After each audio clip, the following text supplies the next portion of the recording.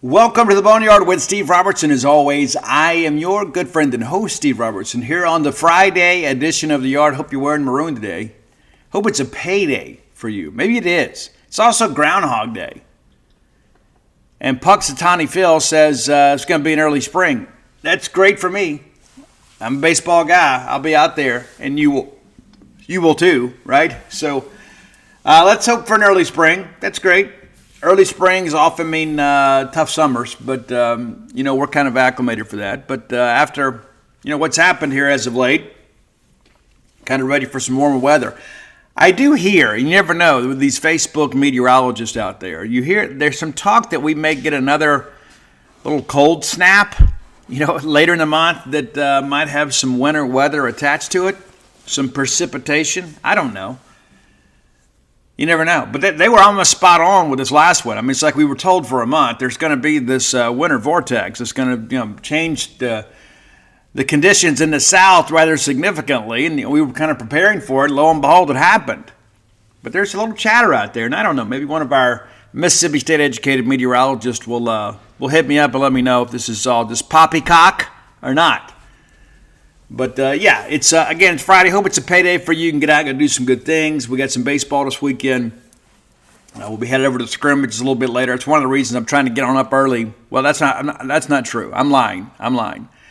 My dogs woke me up really early, and I couldn't go back to sleep. Because I thought, well, I'll just go ahead and be productive and get this thing done, get the show up and out, and get it in your ears before lunch today. And then that'll give me some time to write a couple things. I've got some interviews to do today for the Duty Noble book. Just to give you a brief update on that. I have had a very productive week. I've written a little bit, but I just kind of felt like I needed some more detail about kind of growing up in Hinds County, Mississippi from some people within the family. Got a couple more interviews to do today, and then I'll feel like I'm kind of good with that aspect of it. Because that's the thing. It's like when you think about like Duty Noble, you can kind of, you can go back and find those game recaps, and you can find, all the things that happened once he got to Mississippi State. You can kind of replicate that. Because a lot of people, of course, that are alive today that were alive back then, but their memories maybe aren't as sharp as they once were. That's not a criticism. That's just kind of how it is. And so I'm kind of having to rely on family stories and kind of things handed down to kind of, I don't know, kind of shape up and frame up, growing up in Hinds County and Learned. That's where we are. It's not going to be a big part of the book, but you got to get the foundation laid, right? And so I've had so much fun this week, and I don't know, I'm going to be careful how I say this. But it's one of those things, I guess, because there's not a lot of nobles, right? Like Duty Noble didn't have any children. Many of his siblings didn't have any children. So that segment of the family is not huge. There are some people out there, obviously, when I've been able to interview most of them. But, I went down to Learned here a few weeks back. And I had been before to Gibbs Grocery, and they have the best buttermilk pie in the world there. It's incredible. But I just kind of went out there and kind of, walked around. It's only like... it was 6 blocks, and it's a tiny little hamlet. And I went out to the Lebanon church, but anyway, just like anything else in South Mississippi or Central Mississippi, small town Mississippi, people are nosy. And so the good thing is I'm nosy too. And so I went and met with some people and talked with some people. He goes, hey, you got to speak to this person and that person. This person may have some stories. And what's so interesting is even when I went and sat down with Mitzi Steele and Francis Ami, they were like, oh, I don't know what all we have. And then the next thing you know, I got an hour's worth of information on tape. And then I've got all their family history, was shared with me in writing. And so you start beginning to kind of figure this thing out a little bit. But everybody's like, hey, I don't really have anything. I don't really have any stories. And you get all this great anecdotal stuff.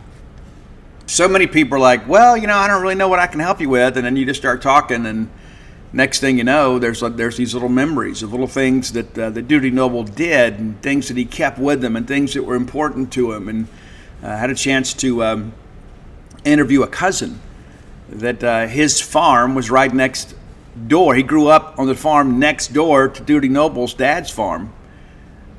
there on Bush Bottom, right outside of Learned. Yeah, and so you start talking to these people, and all of a sudden start to, like, oh, you need to talk to so-and-so. And then one conversation leads to another, it leads to somebody else. And so, I feel like we're in a good place. I really do.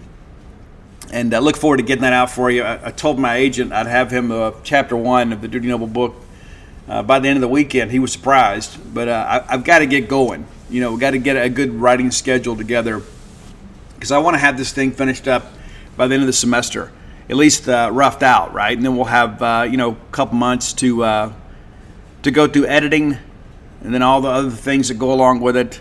There's so much that happens behind the scenes that you guys don't know about, and so it takes a little while.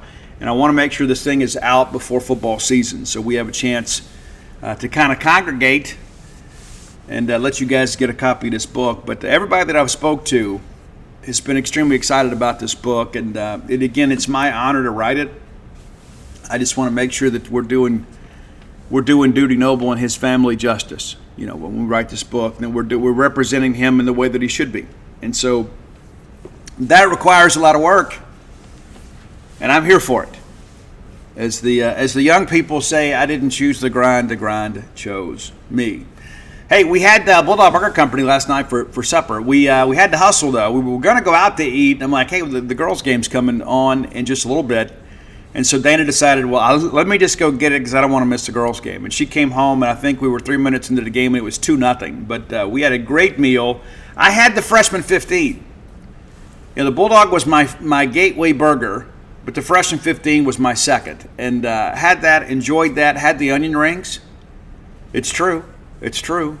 And rather than do the spring rolls last night, so if you see me today and I don't look like my normal beautiful self, it's because last night we had the sloppy fries, but they were great, absolutely fabulous. They got the sloppy Joe meat mix and some cheese and some jalapenos and a few other things, and it's incredible. It is. I love Bulldog Burger Company. I do. I could eat it 2 or 3 times a week easily. There's just so much variety on the menu. I don't ever get burnt out.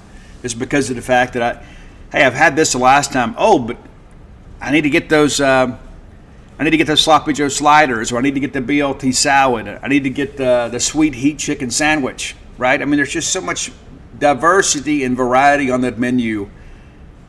You're never going to get burned out because they got so many great things to choose from. And they also have 3 great locations to serve you: University Drive in Stark Vegas, Gloucester Street there in Tupelo, Lake Harbor Drive in the Ridge and Flowood area. Be sure and go check them out. Next time you're in town, if you're just passing through on your way to Starkville, maybe come to a ball game, leave a little bit early. Afford yourself some time to sit down and put your feet under their table. They know how to feed you, for sure. Bulldog Burger Company, the place where people go to meet, M-E-A-T.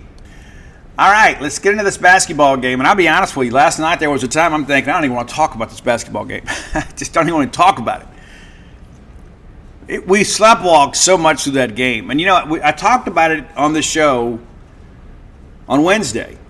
We have taken some really good teams to Lexington, Kentucky in a women's basketball game and come home with a loss. And it's so weird.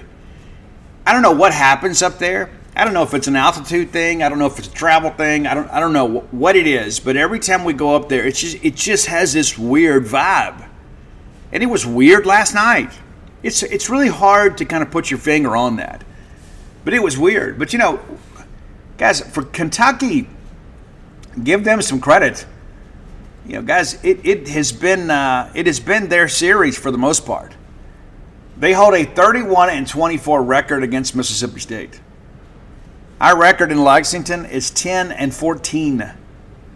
We're only 500 here against them, 11-11. It's pretty nuts. You said, but Steve, that math doesn't add up. But we used to play before we were even Southeastern Conference opponents. But all that said, it has been a weird series. It has kind of gone the way of Kentucky. And you go back and you look at this, guys. We had a losing streak. Go back here. So we beat Kentucky in Lexington during the 08-09 season. And then they beat us 1, 2, 3, 4, 5, 6, 7, 8, 9, 10, 11 times in a row. That's the difference in the series right there. That's the difference. And even when Vic was here, it was tough going up there. And they had Michaela Ebbs back then, so things were a little, They were a good team. But it's been rough, man. We have taken some really good teams up there and come home with a loss. And I'm looking through the numbers here. It's like how many times we've gone to overtime with them. It's absolutely nuts. Now, we kind of got it turned around, and Bulldogs won 4 in a row against them. Dating back to the 17-18 season, we got them twice that year in a home, and then we played them in the tournament. So 3 wins that year in the 17-18 season, and then we get them in Starkville the next year, and really wasn't close. But then in 1920, we go back up there to Lexington and we get beat. We play them in the tournament. We beat them then well.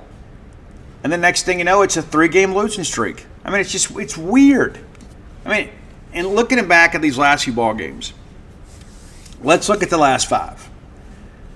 In the 2021 season, we lose at home in overtime, 92-86. Flash forward to 21-22. We played them in Lexington. They beat us 81-74. We get them in the tournament that year, the SEC tournament, and they destroyed us, 83-67. And then last year, it's a 77-76 win in Starkville. And then this year, we go up there and we win in overtime, 77-74. Let's break this thing down. But again, it's just so incredibly weird that Kentucky, even when they've just been middle of the road and we've been elite, they have given us trouble, home and away. It's nuts. It really is. But I want to give our team and our coaching staff a ton of credit. It would have been very easy last night to just say, you know what, guys, it's just not our night, ladies.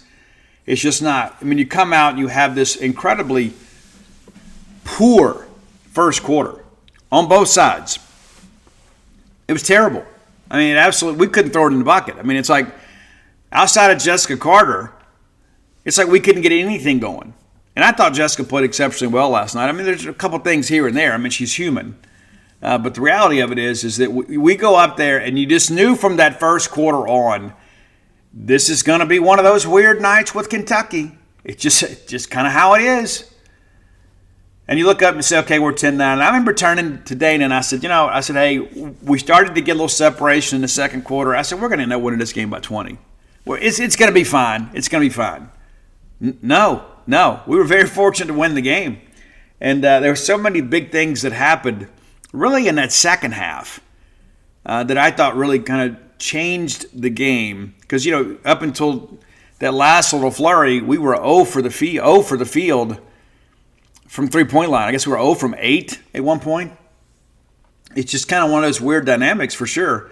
And they listed 3,743 fans attended that game. There is no way there were 3,700 people in that arena. Absolutely not. And that includes the players and staffers and everybody else. That was one of the emptiest arenas that I have seen in a Southeastern Conference game. Absolutely nuts. But again, we go back here, first quarter. Jessica Carter scores all 10 of our points. And some of those, were on set plays, but a lot of them just her fighting for a rebound. I really thought rebounding last night was not good for State. It really was not good for State. And I think all those offensive boards just kind of allowed Kentucky to stay in the game. It's true. And I don't know why. Maybe we had a hangover after the LSU thing. Maybe we thought we were too good to play Kentucky. I don't know. But they made mention on the broadcast that Sam Purcell was so disenchanted after shoot-around that he walked back to the hotel. Now, granted, it's only a few blocks. But he just decided, you know what, I'm going to walk back. And as a coach, as a former coach myself, I can tell you sometimes you got to do things to get people's attention. And I don't know that we did. And that's not a criticism of Sam by any stretch of the imagination. But some days it's like that. Sometimes you look at your team and it's like they're not even the same people. It's like, what? Are we even speaking the same language? And you could tell from that moment when they said that, I said, you just kind of get that vibe that we're not ready to play. And, of course, it's a coach's job to get them ready to play, but there's got to be buy-in from the players. The good thing is we didn't have to lose a ball game and learn a lesson, right? That's the big thing. If you lose that game to Kentucky, who has won 9 games, it erases all the good of the LSU win. It was a fun night, but as far as your resume goes, as far as your standing in the SEC goes, you would negate everything you gained from the LSU game had you dropped this game to Kentucky. And again, I think it's a good thing we learned the lesson without losing the game. And this is where your seniors have to step up, and we have a bunch of those. And last night, we didn't play like it. I mean, we were so sloppy. I mean, we just couldn't even do the basic tenets of basketball sometimes. I mean, let's just bring the ball down and get into a half-court set, and we just throw the ball away. We have people standing around on offense.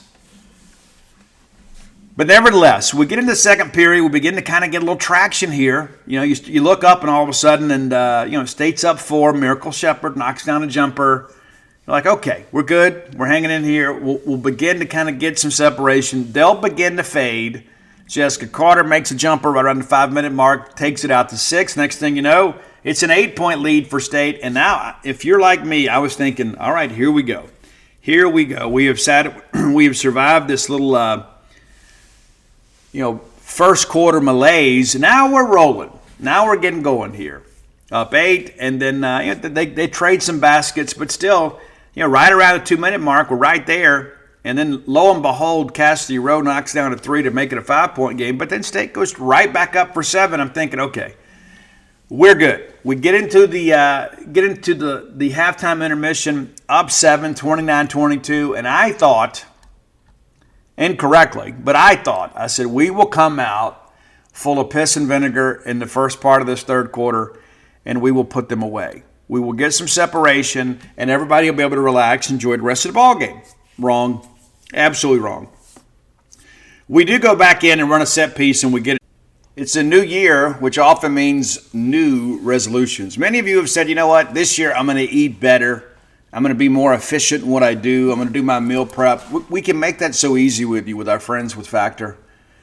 Factor's ready-to-eat meal delivery kits take the stress out of meal planning and sets you up for success in a new year. Skip all the long lines at grocery stores, all the prep work, the cooking fatigue.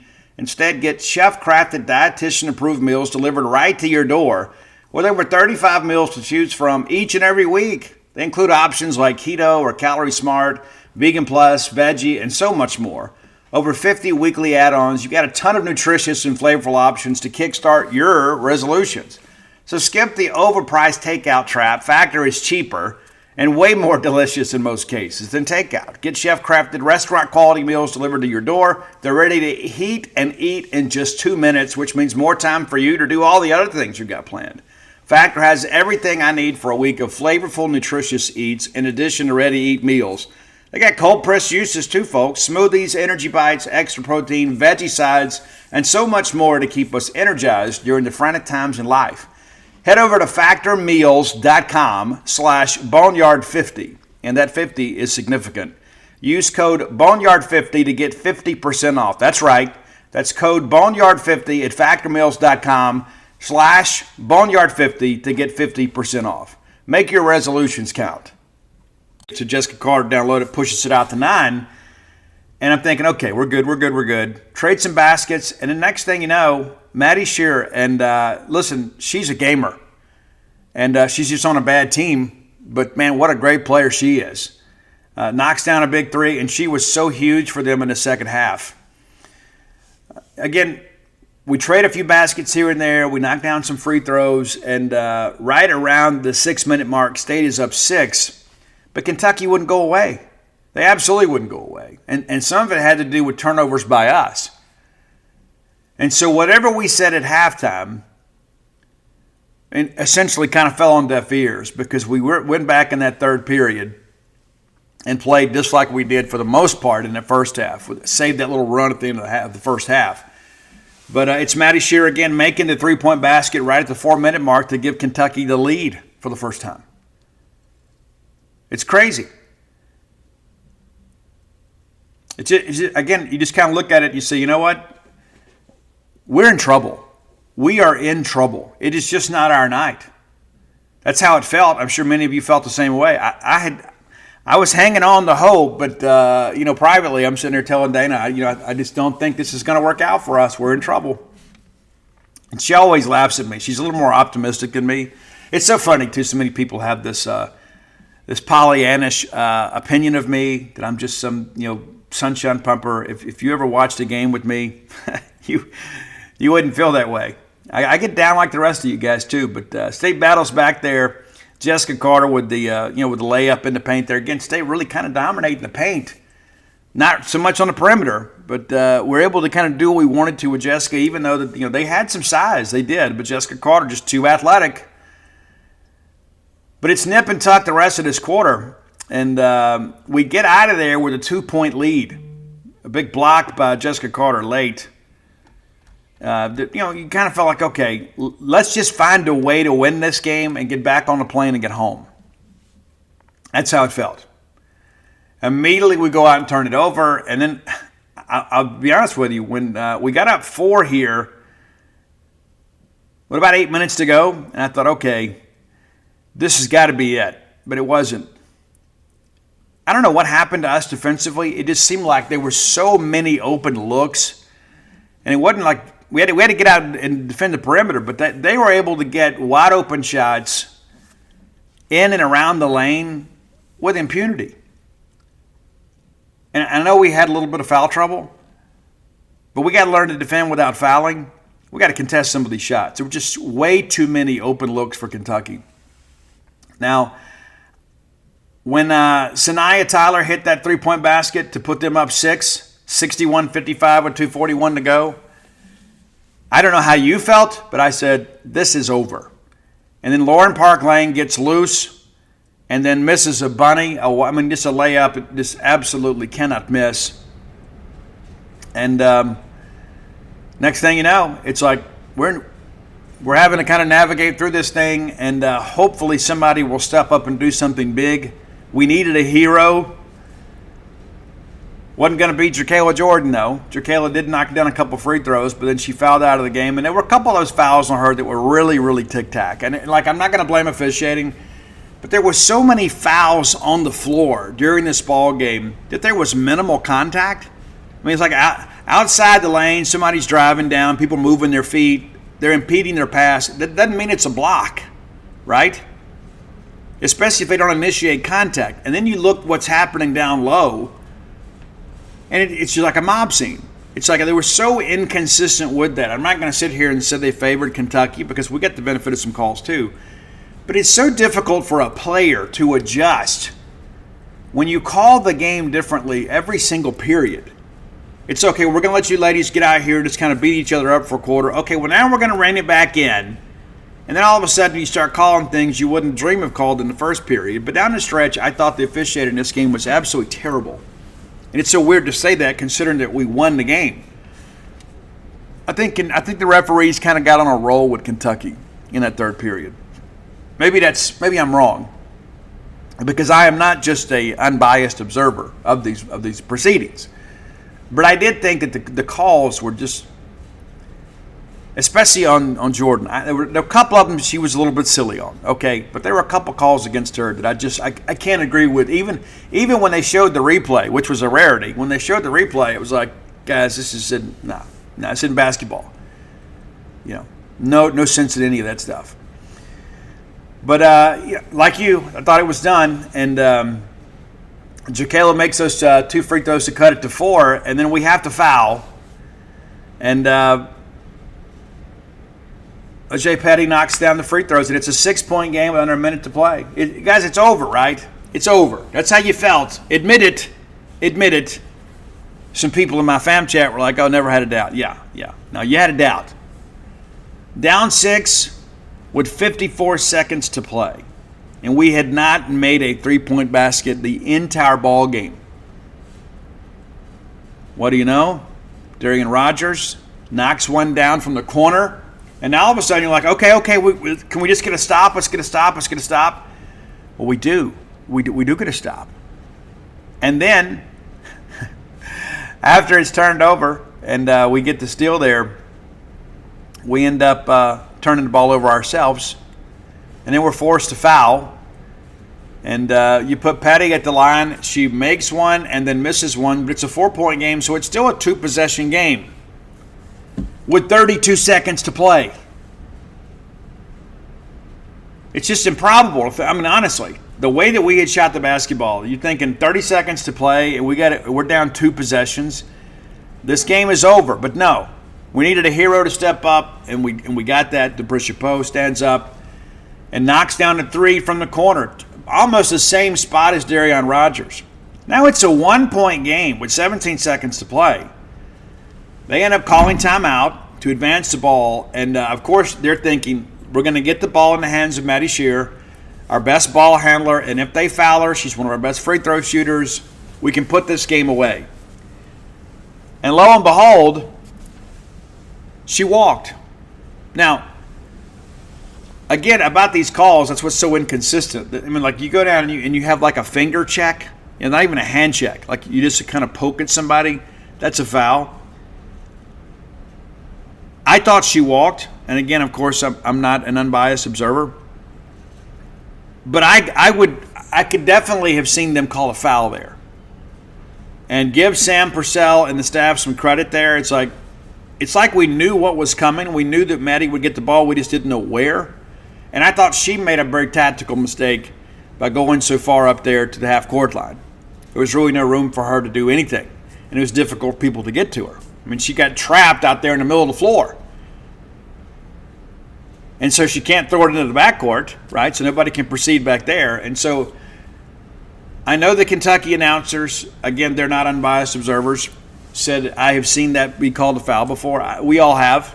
And I was shocked when they didn't call a foul. Because, in that situation, as an official, you're anticipating having to make that call because they're going to have to foul. And then we don't. And then next thing you know, DeBrisha Poe hits another three-point basket to put State up 2 with 9 seconds. Such an improbable situation here. Now we just got to make a stop. And I know we don't want to foul here. We didn't play defense here. This game should not have gone to overtime. It shouldn't. We just kind of let Russell get to the rim there. This can't happen. 3 seconds to go. I mean, that was like they get it out to Shear, and we kind of force her back, to kind of get them out of their set, make them take a little time, and that's what happens in those final late second segments is you want to make them eat up as much clock as you can. And then we did that initially, and the next thing you know, they make one pass, and we can't front somebody. Terrible. Absolutely terrible situation there, but at least we're still playing, right? So you go to overtime, and I mean, the lovely bride turned to me is like, well, maybe now we'll take them seriously. We did.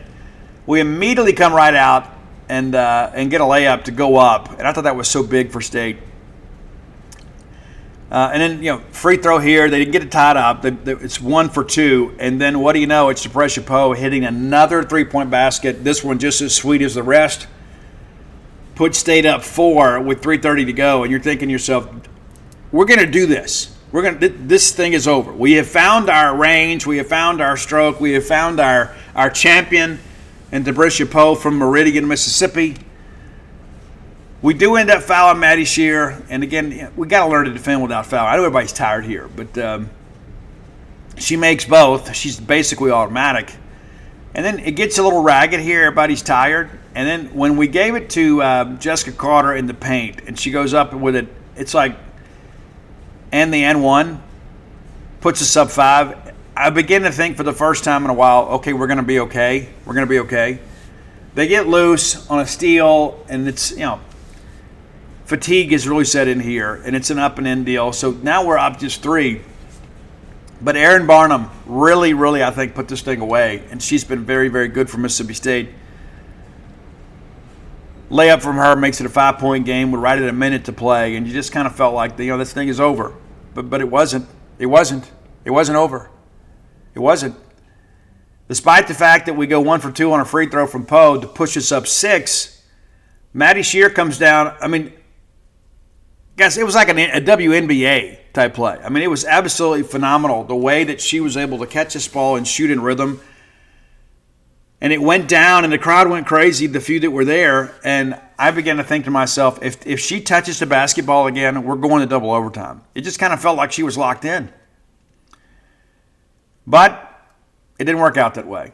It didn't work out that way. And, there's a couple plays here and there. We kind of trade possessions. And Maddie did get one more shot at it, and she missed. And State eventually gets the rebound and runs the clock out. But it was a great result. It was not a good basketball game. Now, I want to say this again for the Listen, I get the fact that when you do these SEC Network Plus games, you're depending on the staff that's there.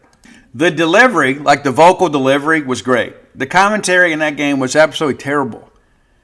It's just like even that last little segment at the end in overtime, for those of you that watched it, you know what I'm talking about. So, guys, we foul, right? We got 0.5 of a second to go. I think it's right. And there's nothing left for them to do, right? There's just nothing left for them to do. And they foul us, excuse me. And so Lauren goes to the line. The game is over, okay? There is nothing that Kentucky could do here. Nothing. And he's like, well, I would miss it. That's what I would do. Well, if she makes one, it's a 2-possession game, right? And there's 0.5 of a second left.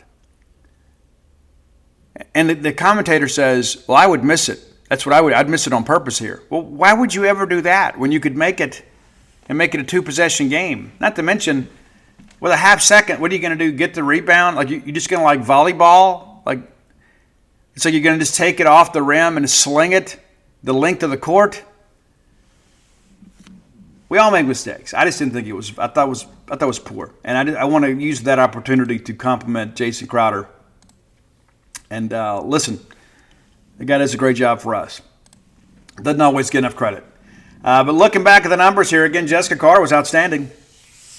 25 points, 13 rebounds, and a perfect 7 of 7 from the line, 9 of 15 from the field. Played 43 minutes and only 3 personal fouls. And considering how ragged that game got at times, that in and of itself is significant.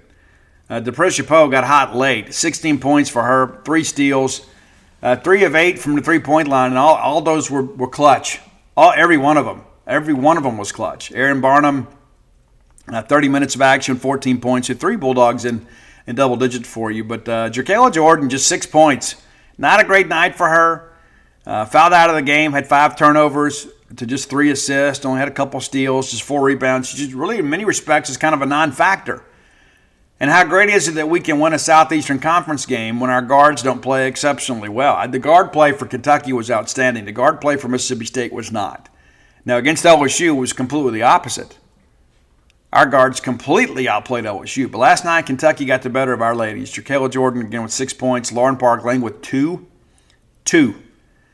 Miracle Shepard, again, defending her tail off out there, but just 5 points from her. And 3 of those come at the free throw line. But outside of that, that's it. The bottom line is this. It's Jessica Carter and our post-game won the game with some late three-point baskets from a couple of our forwards. But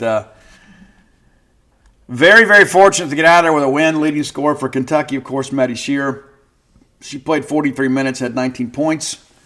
Asia Petty, 10 rebounds, 11 points. After watching her play, she doesn't have the dexterity that I expected to see. Big, long, athletic. The shooting touch, not quite there. Brooklyn Miles with 6 points, but off the bench is where they really kind of got us. Anaya Russell with 15 and Sanaya Tyler with 14. But, again, probably an entertaining game for so many, but I was just happy for us to get a dub. Kentucky, 5 of 23 from beyond the arc and 13 of 20. State shot the free throws really well, but what's interesting is, like, rebounding-wise, there was a time there we were getting killed on the glass. State ultimately out-rebounds Kentucky 43-39, but we're 17 of 21 from the free throw line. And, of course, that includes those 2 misses from Lauren late. And so there was a stretch there. I think we'd made 16 in a row. So great job by the ladies. I don't know who's teaching them free throws, but maybe perhaps we can have them give a clinic over on the men's side too. But it's good to see the ladies win. Now, if you're keeping up, it's going to be a busy stretch for your ladies. And again, I think last night can be a good experience for us. And again, we didn't have to lose the game to learn the lesson. But you can't take anybody for granted in this conference. Bulldogs now 18-5 overall and 5-3 in the Southeastern Conference. Winners of 3 in a row. And I know many of you are ready to get out here and love on them again and show them how much that you support them. And we certainly encourage that. Ladies are going to be in College Station, Texas on Sunday. And we do have a big alumni group down there. So if you're looking for something to do on Sunday, we encourage you to go out and check out that A&M game. That'll be Sunday. We really won't have time to preview it. But the ladies will be back in Starkville on Thursday against Georgia. And you start looking through this thing, guys, we don't have much left. The season ends, regular season ends on March the 3rd. And then we get ready for the SEC tournament. But, guys, it's February 2nd. You got 4 weeks left of regular season basketball on the women's side. So get out and come be a part of this and come support Lady Bulldogs. And, again, if you're at or around College Station, Texas on Sunday, we encourage you to get out and go cheer for the Lady Bulldogs. Certainly need to go down there and get a dub down there if we can, and we certainly can. All right, time for today's top 10 list. As always, brought to you by closewithblair.com. That's C-L-O-S-E with Blair, B-L-A-I-R.com. Matter of fact, I just got a text from Blair just before the show, right? We talk. We do. Blair and I are in conversation regularly. And if you're a person that has needs when it comes to your mortgage, you need to be in conversation with Blair Chandler too. Let me give you his phone number. 601-500-2344. Again, 601-500-2344. We've had several Boneyard listeners that have closed loans with Blair. I remember one particular instance where there was, I won't get too specific because I don't want to break anybody's anonymity. I didn't get this from Blair. I got this from a family member of the person involved. Is they were trying to buy a second property here, trying to buy a place here in Starkville, and had some problems with another lender, and they get a hold of Blair because of this show. They were aware of Blair. And guys, we got it done in like a week. Got it done. And that's what happens when you deal with mortgage professionals. There are a lot of people out there that are in the mortgage business, but that maybe they haven't earned their stripes yet. Blair has 23 years of experience in the industry, back-to-back-to-back years, top 1% close ratio in the country. Recently made the move to Priority One Mortgage, which is what winners do. But be sure and hit him up. Visit the website today for more information. But whether you're looking to buy a home, refinance a home, I don't know your needs. But Blair knows how to get you to the closing table. That's thus closewithblair.com. All right, so I had another plan today, and then Roy watched the We Are the World documentary on Netflix. I plan to watch it tonight. And it's they call it the greatest night in pop, and it's true. And it's pretty amazing how the whole thing came together. And there's no spoilers. I mean, it's all been well documented. But Michael Jackson, Lionel Richie wrote the song under the direction of Quincy Jones and had some of the biggest pop stars. And I read earlier that over 50 other singers had to be turned away. People that wanted to participate in this project. They kind of had an idea of who they wanted to bring in. 47 singers in all. And so we thought, hey, how do we honor this? So we're going to do a top 10 list of some of the soloists. Again, we could pick and choose so many different people to go with. But it's so interesting, too. We had a lot of charitable records back then. You know, we had, and I had them both on 45. I had Do They Know It's Christmas Time? That started with Bob Geldof, and, of course, that led to so many other things, within Live Aid, which is great, where Queen absolutely killed it. And then in addition to that, we had We Are the World. And then after that, we had We're Stars from Hearing Aid, which was all metal, like Ronnie James Dio and people like that. It was great.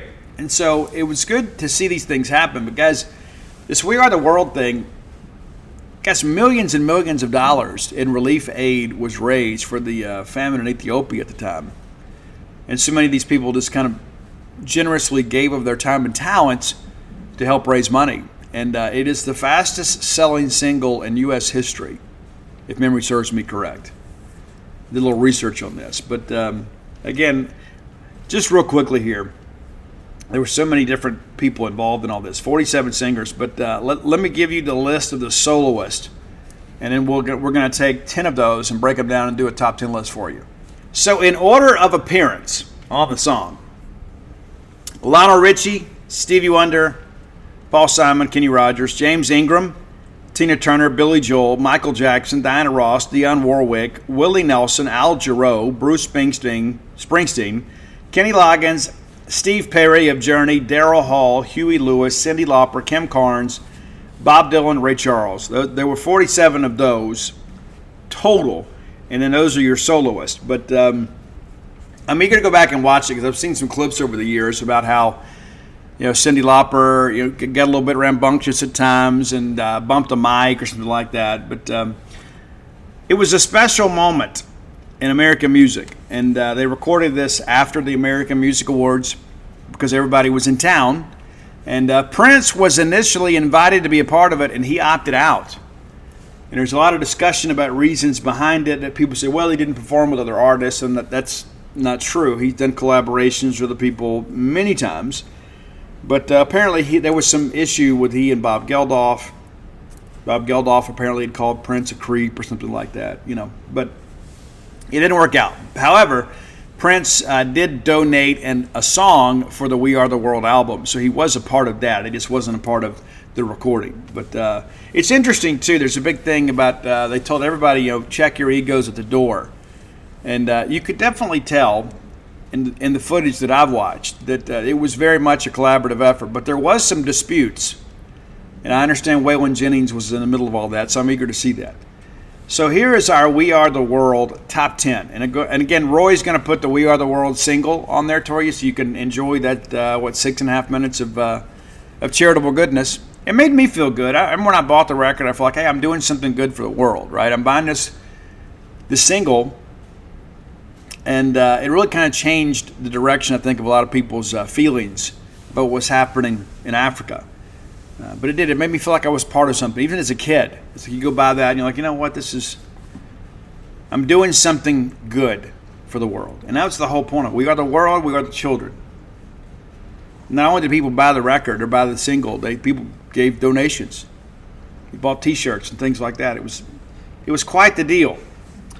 All right, so here we go. These aren't necessarily in order of favorite, but I could only pick 10. And so I tried to pick 10 that I thought were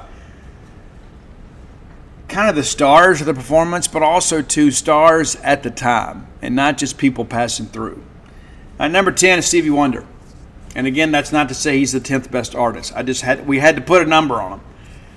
It's Stevie Wonder, and Stevie was great and has a really big singing part at the end. And a funny thing, too, Stevie Wonder and Ray Charles are both blind. We're both blind. And Stevie, always the comedian, made the comment, and he says, hey, I'm so glad I got to see Ray Charles. We just bumped into each other. What's life without a little whimsy, right? But we're going to go with Higher Ground from Stevie Wonder. We go with Superstitious all the time, but Higher Ground, also covered by the Red Hot Chili Peppers. But the original was better. Stevie Wonder, a musical genius. Number 9, Daryl Hall. Now, Hall and Oates were both there. This is around the time, too, though, that Daryl Hall was getting ready to do some solo stuff. And I thought, you know what? We talked about Hall and Oates so many times on the show. Let's give a little shine a light, I guess, on Daryl Hall's solo work. And we're going to go with Dreamtime from Daryl Hall. Great track, too. And it sounds just like Hall and Oates without Oates. Number 8, Huey Lewis. And guys, the Huey Lewis and the News were so huge. That album, Sports, I think everybody had it on cassette. I think everybody did. But they were huge. And Huey Lewis is like, you hear Huey Lewis sing, and like he doesn't have a tremendous amount of range, but there is just an earnestness in his voice. I think it really resonates with people. I decided to go a different direction here. I decided to go with The Heart of Rock and Roll from Huey Lewis and the News. That's my number 8 track today. Huey Lewis is The Heart of Rock and Roll. Number 7, Willie Nelson. You talk about, and Bob Dylan was in there too. And again, I think it just kind of showed how special a moment this was. Because you had so many different artists from different walks of life and different genres who would never have worked together under normal circumstances, kind of came together. Pretty impressive. But Willie Nelson, we decided to go with On the Road Again. Could have gone with Pancho and Lefty, but we went with On the Road Again. Number 6, Tina Turner. And this was really, in many respects, kind of the peak for her solo career, this era, right? Tina Turner, of course, had some success with Ike And when her comeback, though, in many respects, was even greater than the come up. It was absolutely amazing. Tina Turner kind of went from obscurity to the middle of pop culture. It was amazing. Guys, she was in Mad Max. It's nuts. But we're going to go with Better Be Good to Me. There's so many options with her. Absolutely incredible. Absolutely incredible singer. I venture to say, and it's not some big hot take, I think like if you started putting a list together of people that could sing with incredible range, but also with an earnestness or an authenticity that resonated with people, Tina Turner probably one of the top 3 singers of all time, honestly. Number 5, a guy that I absolutely loved. I loved to work with Loggins and Messina, but Kenny Loggins, of course, kind of found his groove as a solo artist. Big part of the soundtrack of our lives, man. Kenny Loggins. I don't know that Kenny gets enough credit. Kenny had some huge hits, and I decided to change things up with Kenny. We could go a different direction here. We've done a Kenny Loggins top 10 list. Probably could have done top 20. But we're going to go with actually a collaboration with he and Steve Perry with Don't Fight It. And I love the guitar on this. This is one of those, just a good radio rock song. And it was everywhere when I was a kid. Absolutely everywhere. Made you proud to be a rock and roll guy. Number 4, we talk about the Queens. Diana Ross and the Supremes. Just next level. And Diana Ross, of course, extremely successful solo career. I like going with the up-tempo stuff, to be honest with you. And she and Michael Jackson, of course, were mutual collaborators for so much stuff. But a song that you guys, many of you that kind of grew up listening to, Puff Daddy before he was P. Diddy. Everybody remembers the collaboration with Biggie Smalls. And I'm more of a West Coast guy, to be honest with you. But they sampled Diana Ross's amazing track, I'm Coming Out. And that's going to be your number 4 song. I'm Coming Out from Diana Ross. So many great ones to choose from. You can't go wrong. Number 3, Steve Perry. I decided to do a solo sing. We talk about O'Sherry a lot on the show. Like it seems like every time Steve Perry comes up, I always just revert to O'Sherry. There was another huge hit on that Street Talk album, and it was Foolish Heart. And if you remember, Randy Jackson on American Idol was the bass player on that album. Maybe you didn't know that. Yeah, Steve Perry's Foolish Heart, number 3. Number 2, Lionel Richie's All Night Long. And Lionel Richie, of course, we got to know him from the Commodores. Then he had an incredible solo career. I remember that night of the American Music Awards, he opened up as the host and said the night was going to be outrageous, and I think he won every award he was nominated for. It was absolutely incredible. Lionel Richie, one of the best. Do we dare call it blues? I mean, you go back and his work with the Commodores, it's just absolutely phenomenal. And then he kind of became a pop star, but he still kind of maintained to have some of that blues in his vocal quality. Amazing. But we're going to go with a pop song. We're going All Night Long with Lionel Richie, number 2. And number 1, the guy that primarily wrote the song, composed the song, and really, because he was involved, I think made it an even bigger project because he was the king of pop at the time. It's Michael Jackson. We're going to go back. We're not going to do Thriller. We're going to go back to the beginning of his solo career. And we're going to go with Rock With You from Michael Jackson as number 1. And again, these are not necessarily in order of my preference. I just wanted to kind of draw attention to this documentary on Netflix because it was such a special time in music. And it was a chance when America did some amazing things to help some of our neighbors around the world. And no matter your feelings about these artists, the fact that they would come together and do something so amazing is worth talking about. And they had a film that was out in '85, and they sold the VHS and stuff, but now you can watch this. And I can't wait to watch it. I started to watch it the other day, but I thought, I got so much going on. I'm going to wait until I get to the end of the week when I just kind of sit down and just kind of chill and watch it. I'm actually watching Loudermilk right now, too. Are you familiar with that show on Netflix? Watching that, too. Just finished up season 1. Kind of like that show, too. But I'm looking forward tonight to watching this We Are the World thing. And if you're unfamiliar with it, I would encourage you to watch it. Some of the biggest stars who have ever been stars, some of the brightest stars in the history of American music involved in this production. And Sheila E. was also a part of it. Talked about her recently too. Sheila E., that was special, man. I'm just going back from the beginning. Sheila E.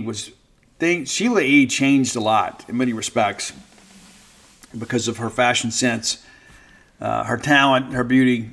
It's a much, much different deal. Sheila E. was also a part of the We Are the World thing. Prince wasn't there. Sheila E. was. If you have ideas for the top 10 list, reach out and let us know. Best way to do that is to hit up Roy on Twitter or X, whatever you choose to call it these days, at Dogmatic67. That's DAWGMATIC 67. And let him know what your idea is. We've kind of gone off the beaten path here as of late. We'll get back to some of your stuff next week. But you can find our great list on Spotify, Dogmatic67 as well. Just go ahead and subscribe there. Hit that subscribe button, and our list will just auto-populate. I know people are always looking for a new list. I think this is a really good one. I think this is one of these going to invoke a lot of emotion and memories from people. But thanks, as always, for your support of the Top 10 list.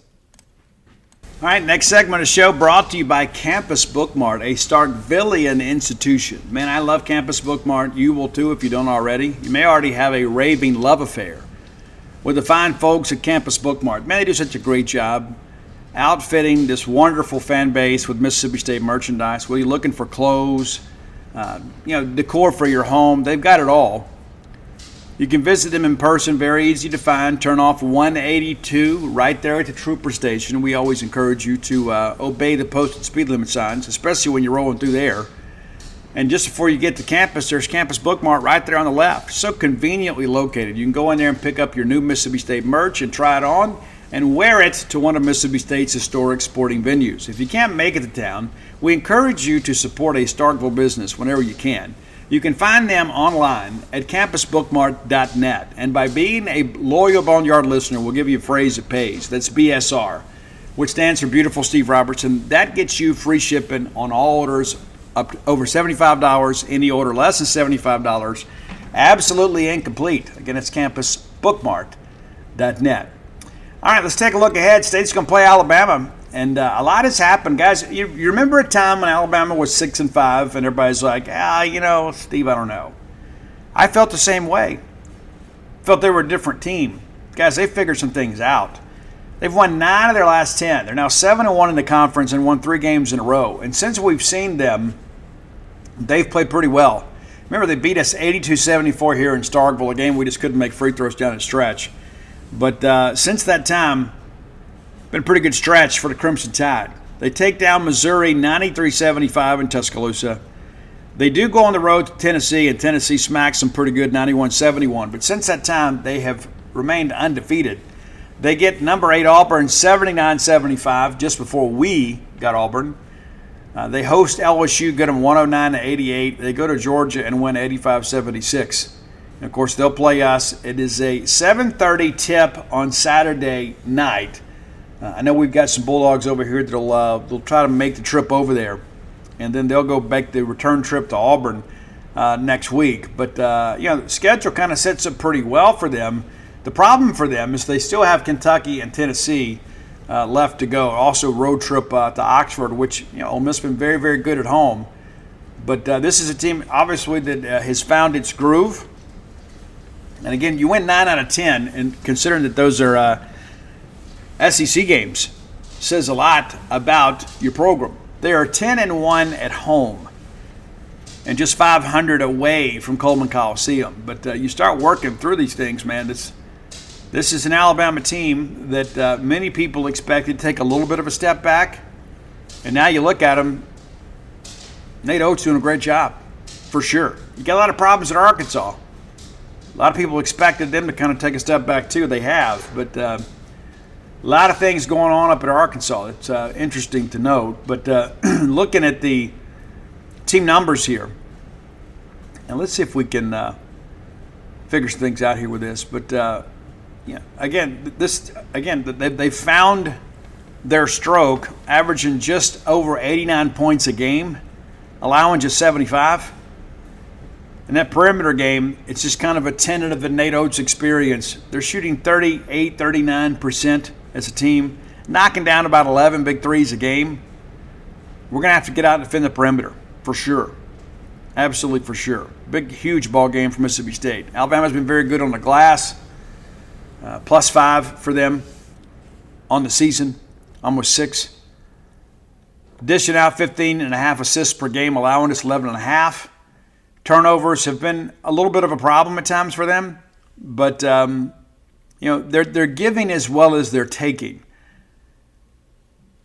averaging just under 15 points per game, points off turnovers, but surrendering about a dozen. So it's pretty much kind of a Mox Knicks type deal. But steals, also kind of the same thing. They've stolen the ball one more time than their opponents. And then blocks, also very similar, 86-81. So you look at these numbers and you're just like, hey, what is Alabama doing well? Well, the thing is, they're not doing anything extremely well other than scoring, but they're not doing anything poorly. And that's the mark of a good team. Mark Sears, of course, still outstanding for them. That was the difference in the ball game against us, was Mark Sears, especially late. He just kind of put that team on his back and carried them to victory. Now averaging 20.1 points per game. Pretty exceptional type stuff there. And knocking down 44% from beyond the arc. 48 of 108. Also an incredible free throw shooter right at 85%. Really kind of made this team his own. I think that's pretty much fair to say here. But they're kind of doing it by committee. Aaron Estrada averaging 12.7 points a game. Grant Nelson, 12.6. And Nelson had a good game against Mississippi State. Really kind of a coming out party for him. A lot of people expected him to be a good player. I thought that was really the difference. When we got him in some foul trouble, Nelson really stepped up and played well. Riley Griffin, 10.7 points. But there is some depth on this team, certainly. You get a little bit deeper here and you see, there's a handful of guys here that don't get a ton of minutes, but they make a contribution when they're in the game. Rebounding's a big part of this thing too. Aaron Estrada and Grant Nelson leading the team with 227 boards between them. Nelson also leads the team with 32 blocks. We're going to have to find a way to get Tolu going. And that's been the issue the last couple ball games, is we have not been able to get Tolu Smith. I don't know if it's comfortable. I don't know if we're just not finding a way to get him the ball in good positioning, but he did kind of fumble the ball away a little bit against Ole Miss. But we got our work cut out for us. But every time that we kind of say, this team is in trouble, they find a way to surprise us. Kind of looking ahead of the weekend here, Arkansas is at LSU. And again, a lot of things going on in Arkansas. And Arkansas fans love their basketball. They're not going to be very patient with that. South Carolina's at Georgia. South Carolina sure would a surprise team in the conference this year. Missouri's at Vanderbilt. Somebody's got to get a win, right? Florida is at A&M. That could be an interesting game there. Auburn, of course, at Ole Miss. That may be your game of the weekend, with the exception of the fact that the nightcap is Tennessee and Kentucky. So great weekend of college basketball. It always is in the SEC. But we got to figure some things out ourselves. You look up now and you're 3-5 in the league. It's just we've reached a point now where it's not time to panic, but it's certainly time to be concerned. And the schedule again eases up after this week. Really wish we'd have found a way to win that game against Ole Miss, but Alabama now leading the SEC 7-1.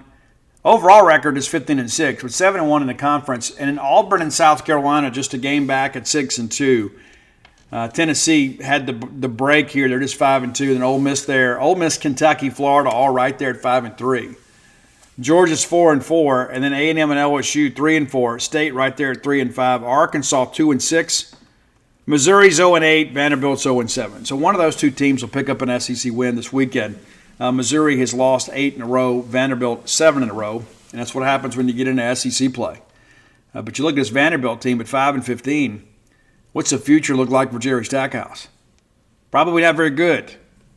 I don't know if Vanderbilt really cares that much about athletics anyway, but we'll see kind of how things move ahead here. But one of those deals, man, you just kind of look at it and you begin to realize if we have hopes of turning this thing around and finishing the top half of this league, we got to make a move now.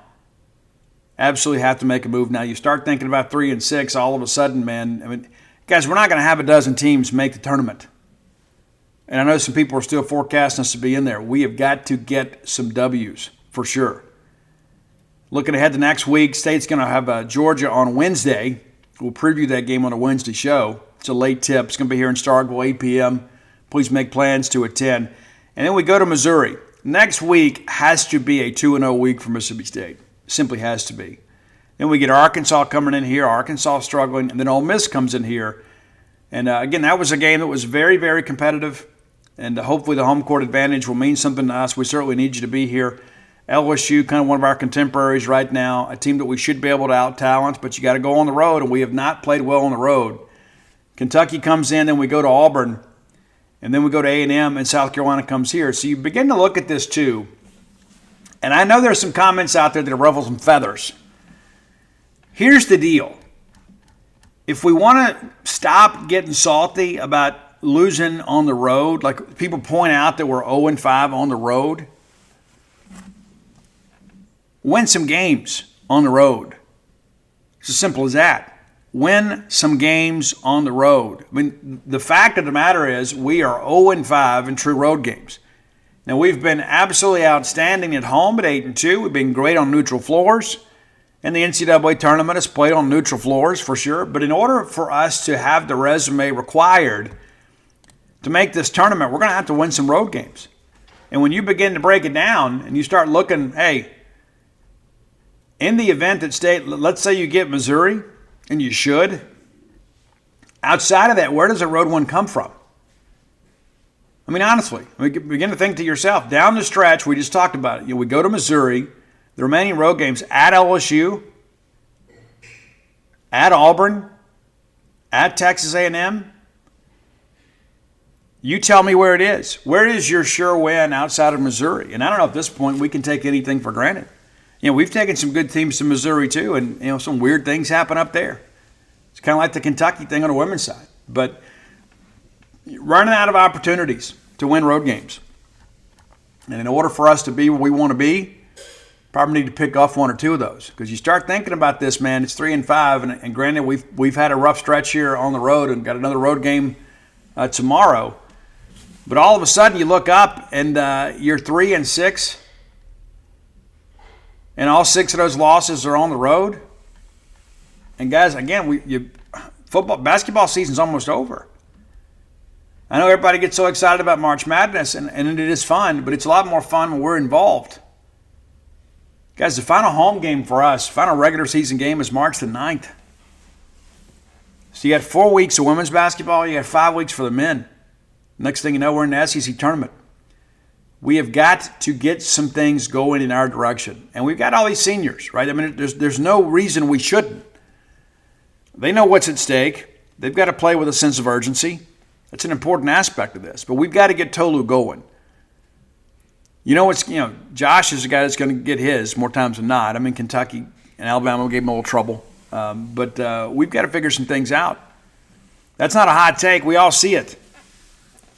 But I'm afraid at this point, if we don't have a big week next week, we don't pick up those 2 games there, I think we're going to be sitting here thinking about, you know what, this season didn't go as it should have. And what worries you about it is look at what all you're losing at the end of the year. Now, granted, we have had a lot of roster turnover in the portal era on men's basketball. I mean, so there's players to be had there. But you begin to think about at what expense on the NIL side of things this is all then kind of shake loose. And there's not an infinite number of resources here. And so that's what you begin to think about. Like if we end up beating an NIC team this year, we're going to turn out and support them because they're the Bulldogs, right? But if you begin to think about last year being ahead of schedule, if we were ahead of schedule last year, and we were, probably overachieved, it's fair to say that this year we may be underachieving. And if we don't make the tournament, I think in many respects you're going to look at this and feel like that we did not realize our full potential. But not in any way ready to throw in the towel, because you never know. You go over there and you get that win against Alabama, changes a lot for you too. We just got to find some consistency. That's the thing that's so significant about the ladies beating LSU and then fighting through their own malaise to get that dub against Kentucky on the road is significant. That's a resume building opportunity. Yes, Kentucky's terrible, but It's an SEC win on the road. And the win probably doesn't help you as much as the loss would hurt you. But you look at this thing with Mississippi State, you beat Tennessee and you beat Auburn, and then what do? You follow it up with a loss. And listen, nothing against Ole Miss because those guys have played exceptional at home, but that's a game we should have been able to get. We should have been able to get. It was there for the taking. And their offensive system really gave our defensive system some issues. It did. So we're going to go face a very prolific offense in their own gym, a team that's leading the Southeastern Conference right now. So our work is cut out for us. And that noise right there, Roy asked me about that too. Roy's like, it sounds like somebody's playing a drum. No, that's Marley, my lab, walking across the hardwood floors, her and her long nails. So I'm okay, right? But we want to be playing meaningful basketball a month from now. And in order for us to kind of set that up, we got to get hot here over the next few ball games. Again, you beat Alabama, things are great. But if you beat Alabama, then turn around and lose, to Georgia or Missouri, you kind of negate the advancement of that W. So again, the net is the net, and we're still in a position to be an at-large bid in this tournament. But got some games we got to win for sure. All right, final segment of the show brought to you by the Stark Vegas Clubhouse. Maybe you've heard about it. Maybe you've seen people post about it.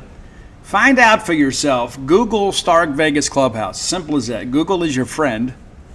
It's a corporate sellout these days, but it's still your friend.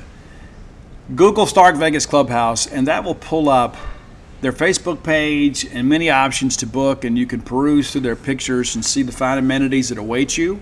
Whether you're bringing a group of family or a work group to town, and let me tell you something, that's a big part of it. It's having some room together, right? Having a chance to everybody have their own room, but to have some communal space where you can congregate and or work while you're there. Some friends of mine recently were there in the midweek and had a great time. And they enjoyed the fact, hey, number one, we can go buy some groceries and we can cook right here.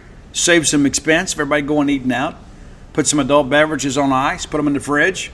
You could do that too. Whether you're coming from a ball game weekend or for a work situation, and maybe it's a staycation. Maybe you're like, hey, we just want to get the guys and or the girls together, and let's just all just kind of have a house to ourselves. We don't want you making too much racket. There's still some neighbors out there, right? You don't need to go hire Pearl Jam or anybody like that. If you do, let me know. I'll come. But that's got to be acoustic. But all that said, it's a great place to stay. And again, Google Stark Vegas Clubhouse. And when that comes up, you're going to have the option to book through Airbnb, VRBO, Evolve, other places. If you book through the Evolve website, we can save you some money. That's promo code BSR10. BSR10. Beautiful Steve Robertson 10. The 10 stands for 10% off. Not the debut album from Pearl Jam. That's Mookie Blaylock. But I digress. BSR10 gets you 10% off your stay when you book through Evolve to Stark Vegas Clubhouse. Be sure and check it out. You'll be glad you did. The great big back porch, the fire pit outside, all the wonderful amenities that are available. Look no further when you're bringing a large group to Stark Vegas than the Stark Vegas Clubhouse. All right, so a little bit later today, I'm excited to be back at Duty Noble Field. Mike Nemeth does such a great job for us. Guys, Mike Nemeth is my friend, and there have been some stretches of my life, the first phone call that I make every morning was to Mike Nemeth. And I don't do it as often because there's not as much going on. But like when we're in the middle of a coaching search or there's news out there, Mike is the guy that I always talk to because, Mike was head of media relations at Mississippi State forever. And so I always want to know from Mike's point of view, what's the school thinking here, right? Or how should we report this? And our website has really grown, not just in numbers and views and things of that nature, but I think in many respects we have moved away from the fan site label a good bit. And I give Mike a lot of credit for that. There were times when Gene ran the show, and all due respect to Gene, love Gene, wouldn't be here today if it wasn't for Gene. But Gene was like, hey, we'll just let the Clarion Ledger have that. And there would be stories out there that we would have before anybody else would. And because Gene just didn't want to report any bad news, we just didn't do it. And I disagreed with that, and Mike did too. And so when Mike came aboard, that's one of the things that we talked about. Is like, hey, we need to go write the article and get it out on social media, not just report it on a message board. And so Mike really has changed my perception about things. But Mike, I think at his core, Mike was a college baseball player. Maybe you guys don't know that. Maybe you didn't, but now you do. And Mike also led the Heisman campaign for George Rogers at South Carolina that they won. Yeah, George won it. And Mike Nemeth was a big part of that. And so it's an impressive guy with an impressive resume. But Mike covers college baseball for us. And one of the things that, and I do too, as you guys are well aware, I do the road games and the home games. But Mike is a guy too that I've always wanted us to have like a dedicated baseball reporter. Now Mike does in-season stuff for us too, mainly football. But he goes to all the fall scrimmages, goes to all the preseason scrimmages, and I'm going to be out there today, but Mike's been all of it. There is nobody outside of our coaching staff that has seen more Mississippi State baseball in the past few months than Mike Nemeth. That's a fact.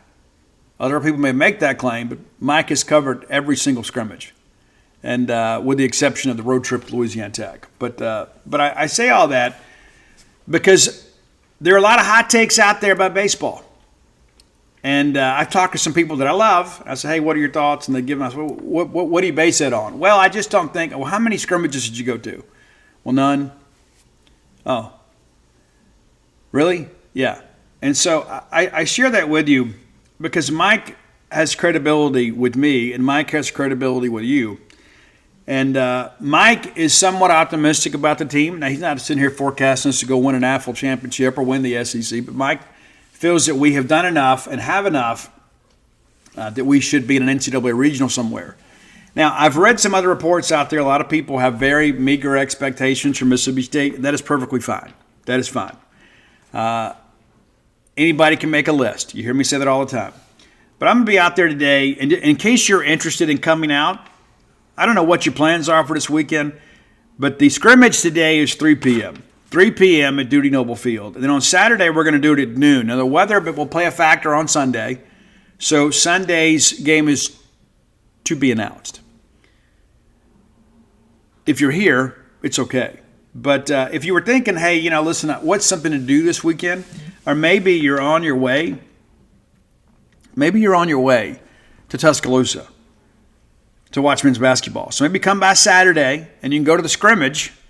And you can leave and head over to Tuscaloosa and watch the Bulldogs play at Coleman Coliseum. But again, Friday, 3 p.m., that's today, 3 p.m. Central. No streaming available. We get that question all the time. No, there's no streaming available. But we will have a recap of the ball game. And I'll be there if anything cool happens. And Dana's going to be there to take pictures for us. And then we'll be back there on Saturday and then Sunday as well. So busy weekend. But, guys, this is when the scrimmages begin to kind of matter. You know what I'm saying? Because, guys, we're playing baseball here in just a couple weekends. Yeah, let that sink in for a second. Like 2 weekends away. Valentine's Day weekend, we're going to be getting ready to play some baseball. And I'm excited about it. Your guys are excited about it. But I think it's the main thing for us is like we are a proud people, especially when it comes to baseball. We are. We love all of our sports, and we cheer for all of our teams on all courts and fields of play. But baseball is one of those things that's always kind of been there for us. And in the last 2 years, it's been very frustrating. And I can tell you as a guy that travels to cover the team all over the country, I can tell you it's tough, man, to get in the car. You start making your plans and we're not playing well or we're injury-ridden and you think, you know what, the last thing I want to do is go do this. And I think to myself, I got a responsibility to do this, right? I mean, I'm not going to be the guy that, only when we're winning, right? I'm only going to go when we're winning or something to play for. But I've been on the road. I guess I've missed one road series in 4 or 5 seasons now. I don't miss them. And that's part of the job. That's one of the things that I've learned about this is like I always wanted to have some authenticity. I didn't just want to be the guy that just went to the home games. And a lot of people that do that. And you know what? God bless them. But I want more for my readers, and I want more for my listeners. And, I write books, and there's nothing like being there. I go back and think about that 2021 season. We didn't get to go to Dallas. I guess it was Houston. We didn't get to go. Anyway, we didn't get to go to the opening series because of the roads are frozen over. We had some friends that spent the night on the road, but we didn't get to go. But fortunately, Greg Campbell, who was baseball SID at the time, set up a Zoom for us, so for all of us that couldn't travel. That's all that we missed. And I kept all those interviews all year long. I kept them, just thinking, just in case we win an AFL championship, we have to write a book, we've got it. And so we've done that. Of course, you can get that dog pile. Every Bulldog fan needs it. But I share that because we're going to do the same thing this year. We got a new business that's opening up, and we're about 10 days away from that. It's True Rest. You guys are aware of that. So I'm going to have to, do my part, because baseball weekends, I'm going to be on the road sometimes. And so I share that with you. I know so many people have wanted to know, hey, Steve, when are you opening? Guys, we were hoping to have this build-out finished December 15th. Had a delay in getting some tile. There's always something, right? And that's a pretty important thing. But the pods are being installed next week. And we're going to be open shortly thereafter. We'll do a soft grand opening, just kind of run some friends and family through to make sure that we know exactly what we're doing. And we do, but we got to make sure everything's functioning right. And then we're going to be open to the public. And I encourage, if you hadn't done so, you can follow us on Facebook at True Rest Float Spa Starkville. You just go True Rest Starkville, it'll show up. But you guys have been so supportive, but it's going to be more of a challenge for me. But we're still going to do it, as far as baseball goes. And I've had the benefit of last year of having Dana to shoot pictures. And so I'm going to be back kind of being a one-man gang in many respects, doing these road games for you. But I'm such a fan of road baseball. I love going, and I kind of like being the only one there most of the time. But I encourage you to come out and support the Diamond Dogs. I can tell you on behalf of the Bulldog baseball family and the parents what it means to see the fans on the road. Because a lot of times we go some places and it's just our little sliver of baseball parents and a handful of people cheering for our team. But it's so important for you to be there. And I am, again, cautiously optimistic about this team. And then after the fall, I was a little more maybe above cautiously and just kind of optimistic about the team. And that's probably a fair assessment of kind of where we are right now. I think we're going to be a good team. Are we going to be an elite team? I don't feel that way. I think we're going to be an elite offense. And I think there's, we looked so good defensively in the fall, but we had a rough weekend, the opening weekend of the spring. So I want to see that cleaned up. But you got to remember, too, you got guys out there competing for jobs, and it's not the regular 9. You split some people up and things like that. I'm not going to sit here and explain it away. Baseball is baseball. The ball's hit to you. You're supposed to field it, make a clean throw across the field, and get an out, right? But I think this pitching staff under Justin Parker's tutelage is going to be much better. Not just better, but much better. And I think bringing in Carson Ligon and Cal Steven, I think is going to be a difference. And it's like the thing you think about, like, a lot of people said that Cade Smith wasn't a Friday night guy. Say Stevie's probably a Saturday or a Sunday guy. Okay, well, what if you brought in 2 more Cade Smiths? Because Cade Smith was a dog. But if I told you that we were able to, hey, that Cade Smith came back and we got his twin, you'd say, well, all right, I feel a little more optimistic. That's kind of what you've done, right? It's kind of what you've done. And I've had some players tell me that they hate hitting against Carson Ligon. Won't tell me why. Bryce Chance even mentioned it too. They don't like it. And Carson, we were very careful with him in the fall. Things will get ramped up. If I had to pick it today, I may feel differently in 2 weeks, but if I had to pick it today, I think Gerangelo is your Friday night guy, and then Steven and Ligon are probably your Saturday, Sunday guy.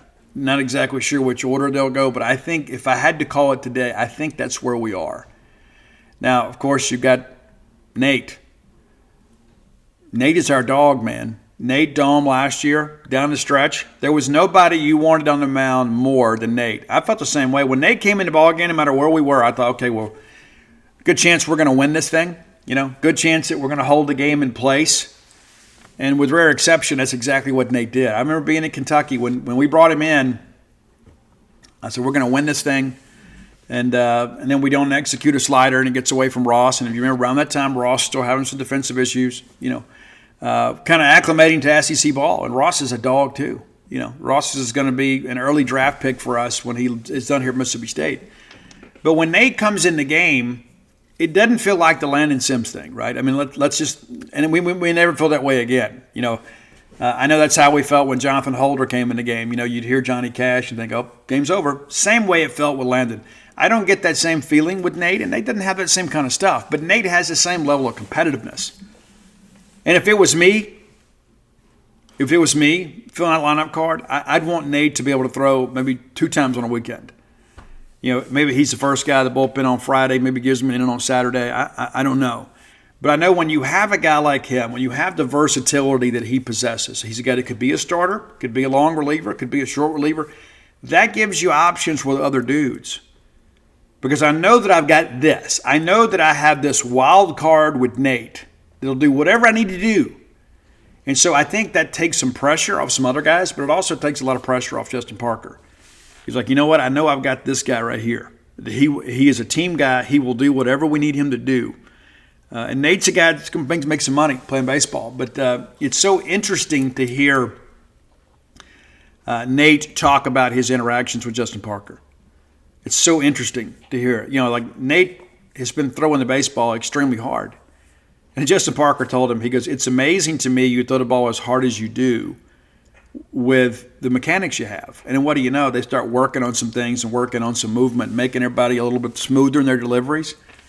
And not only is that helping us have an uptick in velo, giving us a little bit better spin rate, having a more natural movement, because throwing a baseball is very unnatural. But having a more athletic delivery up and down this team is going to make a difference. It should. It should help us stay healthier. And I can tell you from our friend John Whittle that covers South Carolina, he was a huge, and still is a huge Justin Parker fan. They were hoping to keep him, as you guys know. And John just told me, man, Justin is awesome. And a lot of people say those kinds of things. I trust John. John's another guy with our network that travels around with the team and makes some things happen, for sure.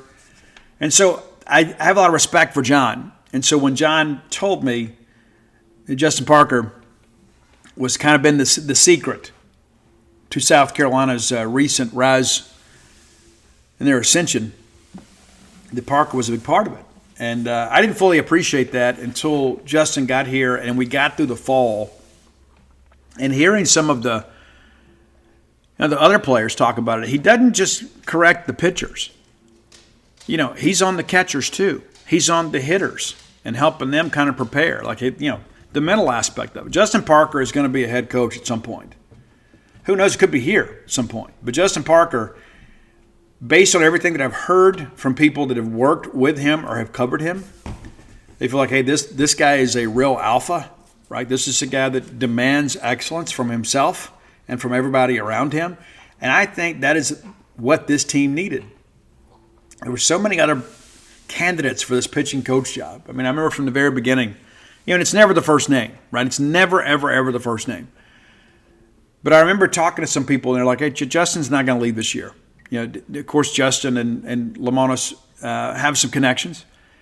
And that's the first place you look, right? Is, well, who have they coached with in the past? Who have they coached with? Who do they share a coaching tree with, right? And they said, Justin's not going to make a move. And there was all this talk about change at South Carolina and that the group down there would be moving to Miami. That didn't work out, but I think that's what kind of opened the door. And Justin Parker and his wife came in, and what's so interesting when I interviewed Justin, that's one of the things he's so funny. He said, he talked to his wife, he's like, they came in, they had the big cookout, and all the families got together. And basically, as soon as his wife got back on the plane, she said, so we're doing this, right? Yeah, I mean, Mississippi State's a special place. And I think most people around college baseball certainly understand that. They understand your commitment. I tell you what's interesting, too. I wrote the piece yesterday about the 71 College World Series team, our first. When we played Vanderbilt in the first game of the SEC Championship Series, about 8,000 of you showed up. That's in 71. We had wooden bleachers. It was mainly standing room only. We had 8,000 people at the game. 8,000 people in 1971. That's over 50 years ago. Look how far our program has come. It took us too long to win it. But baseball has always been a big deal here. And going out and getting a guy like Justin Parker, I think is really because of the mystique and the tradition of Mississippi State. Why would he leave South Carolina? They got it rolling up there. And listen, I know that it was kind of a humbling experience for a lot of South Carolina people that, that their pitching coach would leave for what they deemed to be a lateral move. It's not. I mean, it wasn't financially. And South Carolina's won a couple national championships. We've won one, right? Ray Tanner, great baseball mind. It was fun to watch those teams. But we have taken the steps in the offseason to be better. Do we do enough in the portal? That remains to be seen. I would love to have had one more pitcher and maybe one more hitter. But I feel like our lineup is solid. One more starting arm in the mix there would have made things awfully interesting, right? And if you got Holman, you feel completely different about the trajectory of the team. But he's not Skeens, and everybody needs to understand that. That's what everybody thinks, but that's not fair to the kid. Paul Skeens is an alien. There's no doubt about that. And not to mention the guy that was coaching Paul Skeens is not a head coach at Georgia. So things have changed. I expect LSU to be good. Shared that many times. But I think we have done enough to get back into the postseason, to be a winning team, and to kind of elevate. And you've got a very, very talented young group of players that are coming up the ranks too that we feel exceptionally good about. But the key to this team is going to be pitching. And you got one of the best pitching coaches in the country now wearing maroon and white. You just wonder now if he's had enough time. Has he had enough time to implement his system? He's only been here a few months, right?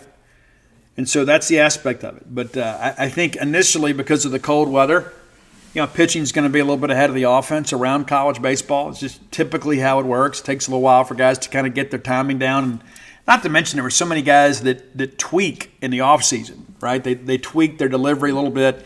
And so the film from last year doesn't necessarily match up with this year. Things are different. And you got to feel like the Mississippi State pitchers are going to look tremendously different than they did a year ago just because of the fact that you've got a new pitching coach. I had a chance to stick my head in the door last weekend during the women's baseball clinic. The lovely bride, Dana, wrote a recap of the event yesterday. And, guys, I tell you, if you have never maybe picked that up and encouraged your wife to go be a part of those women's clinics, you need to do that. Those women had a blast, an absolute blast. And one of the things when I was there just for a few minutes and wanted to see my wife hit. She'd already hit, but and she did hit. But nevertheless, we talked a lot about extension. Like Bobby was talking about analytics and how we do. We use our TrackMan software and things like that. We use all our video stuff to kind of see what we're doing, how we're doing it. And we talked a lot about extension. And one of the things that I've heard is like Colby Holcomb. Colby is a big, strapping young man, but he didn't always get full extension pitching. Didn't really use the slope and get downhill. And he's embraced that with Justin Parker. He's embraced it. So now it's time to go see it on the field. And that's the thing you begin to look at in the fall. We had some guys last year at times that kind of fought their delivery. KC is a guy that I would say KC at times kind of fought his delivery. Like, it's like sometimes he would even kind of short arm it a little bit like if it didn't feel exactly right. The thing that I've seen and I'm eager to see today, when I saw in the fall, we look a lot more fluid in what we do on the mound. That's not to say that everybody's always throwing strikes, even though we should mark improvement in the fall. But, you're going through these spring practices now and kind of figuring out who you can trust. Who's going to throw weekends, who's going to throw midweek. And you're going to challenge guys. In the fall, you experiment with pitches. Not so much in the spring. When you get into the spring, we're fine-tuning, getting ready to go play. But I'm eager to get back out there today. We'll have, again, full coverage of all the scrimmage stuff this weekend over genespage.com. Most of that is VIP, so you need to be a member, come be a part of that. Again, nobody's going to cover Bulldog baseball like us. If you hadn't done so, go to whenthebottomfalls.com. You get the new book, which is doing exceptionally well. Your messages mean more to me than you can possibly know. I was very vulnerable with that book. I was wide open, basically naked before the world, and just wanted to share some experience, strength, and hope in hopes of helping other people. And people ask me all the time, Steve, why are you so transparent about this? Why do you talk about this? It's so that others may live.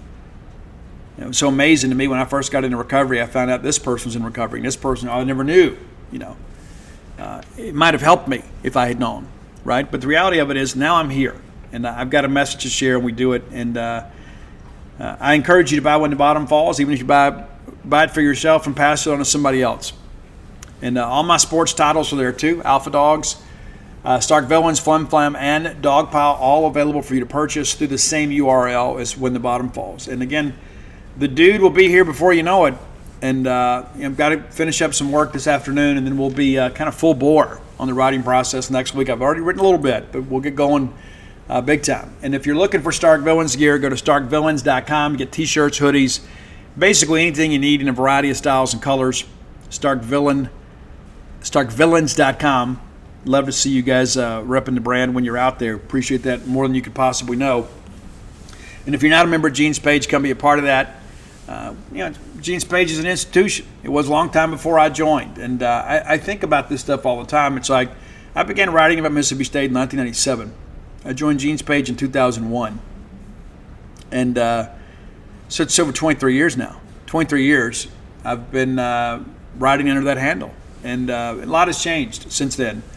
But the one thing that I think has changed for the betterment is the fact that so many of you not only come to us for your news, but I think we do as a fan base a much better job supporting the team home and away, for sure.